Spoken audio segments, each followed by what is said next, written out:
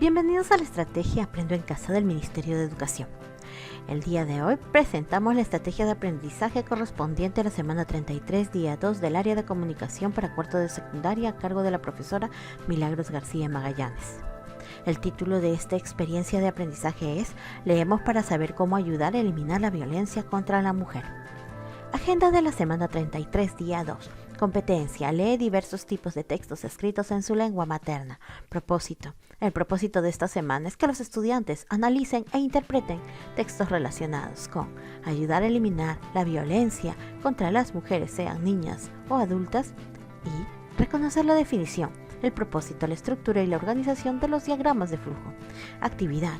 El día de hoy leemos y conocemos el diagrama de flujo y lo usamos para responder a situaciones de violencia contra la mujer. El reto, elaborar un diagrama de flujo.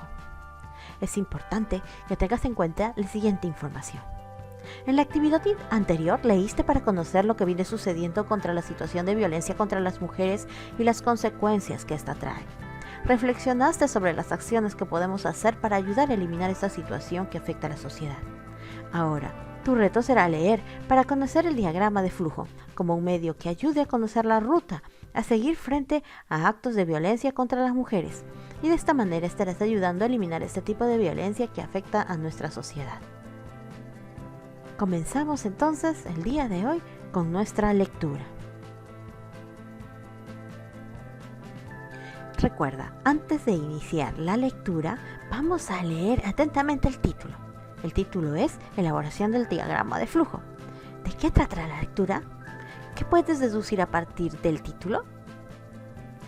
Tu texto también tiene subtítulos en negrita. ¿Por qué crees que las expresiones están en negritas? ¿Y este texto? ¿Qué tipo de texto será según la estructura? A continuación, te mostramos el texto que vamos a leer a continuación. Título: Elaboración del diagrama de flujo. Observa, hay subtítulos y estos están en negritas. Comenzamos la lectura. Los diagramas de flujo. Los diagramas de flujo representan en forma gráfica la secuencia que siguen las operaciones de un determinado procedimiento o el recorrido de las formas. Muestran las unidades administrativas, procedimiento general o los puestos que intervienen, procedimiento detallado para cada operación descrita, y pueden indicar, además, el equipo que se utiliza en cada caso. Sabemos que los diagramas de flujo se emplean principalmente en el análisis de los procedimientos. Sin embargo, presentamos en forma sencilla y accesible dentro de un manual, proporcionan una descripción de conjunto que facilita la comprensión. Clasificación de los diagramas de flujo.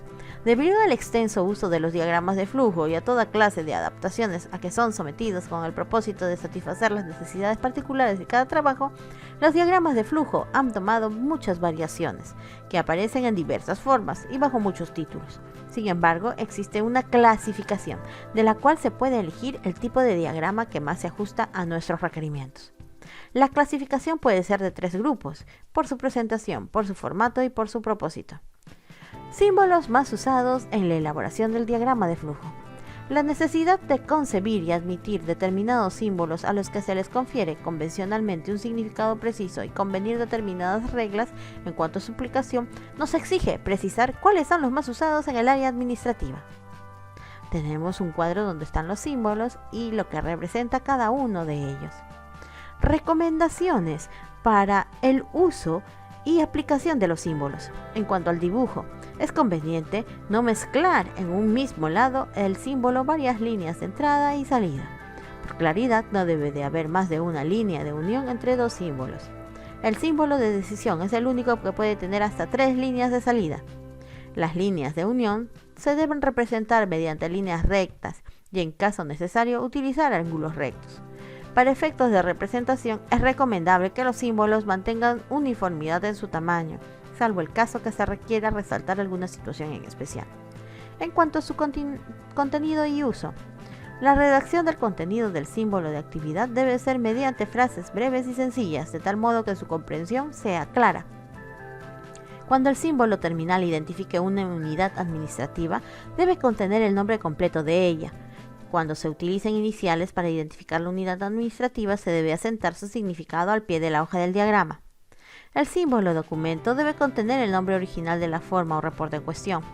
Cuando se presenten varios ejemplares de un documento, el original se identifica con la letra O y las copias mediante dígitos 1, 2 y 3, etc. Se recomienda anotar esta identificación en el extremo inferior derecho del símbolo. El contenido del símbolo conector puede ser alfabético o numérico, teniendo presente que los contenidos de los conectores de entrada y salida deben ser iguales. Cuando se tiene una gran cantidad de conectores, es conveniente adicionar un color al símbolo y a su contenido, lo cual facilitará su localización.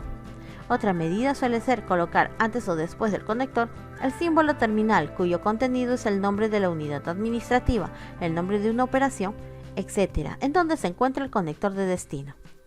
Para finalizar, es recomendable que el contenido del conector de página sea numérico, en el entendido de que el símbolo que indica el destino debe contener el número de página de donde proviene el diagrama. Muy bien, entonces, ¿de qué tratará el texto? ¿Tenía relación tu deducción con lo que hemos leído? Recuerda que durante la lectura puedes subrayar, sumillar, parafrasear o resaltar la información que consideres importantes. Subraya las palabras desconocidas e identifica su significado por el contexto, y si no puedes, consulta un diccionario. Ahora ve y trae tu cuaderno de comunicación o tu portafolio de evidencias para darle respuesta a las siguientes interrogantes.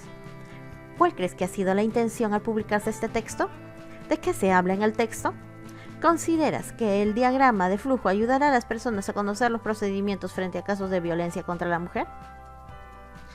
Por hoy hemos terminado. Recuerda mandar una evidencia a tu profesor. Eso sería todo.